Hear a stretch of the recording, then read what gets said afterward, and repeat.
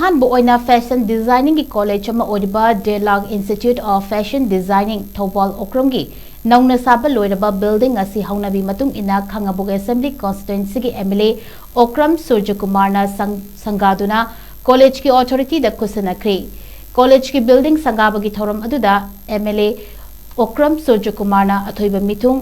KHONGNANGTHABA University Imphal ki Vice Chancellor Professor Naurem Joykumar na Thoramapu aduga THOUBAL District Chamber of Commerce and Industry ki President N Sarachandra amadi newtv collection ki Creative Director Silex Ngairangbam na akhanaba mithungnen singoina sarugyaki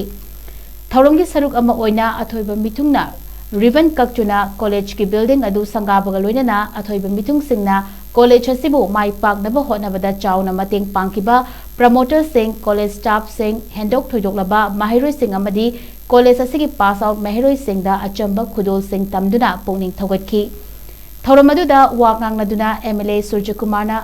aikhoigi iramdam Manipur asi pikdabasu pikna hiram khudingda atopadagi noptaba lamdam ama oiri fashion gilamda hairigasu hana CM oibiramba rishankai shingi masunupi ama hauzik London da British Royal Costume gi designer ama oina lady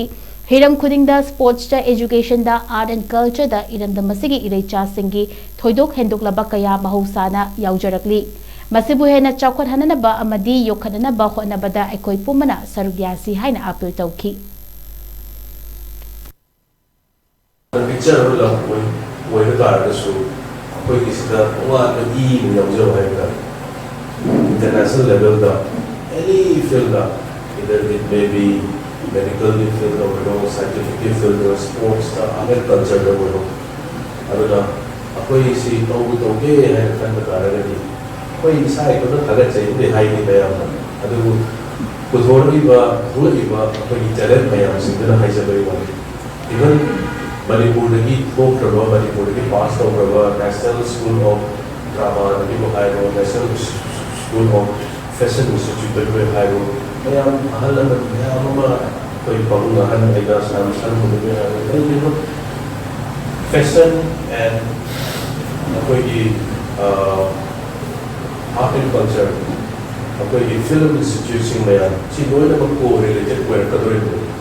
fashion की थोड़ा लिबा fashion design की थोड़ा लिबा साथ में हम सिलसिला Manipur की project इंडिया के Manipur से हम pick करो Manipur state हम world का show Manipur की film number में हम सिलसिला dress सेटिंग में हम सिर्फ बड़े situation लाइट नहीं आ रहा है power and have अपना वाक़ हम लिबा boom दिशा लिबा dress में हम लोग कोई स्वाइल की designer में हम लोग खरीद में जाओ है अदुना अदुबुगी inspiration में हम लोग ये अदुबुगी में हम लोग से कोई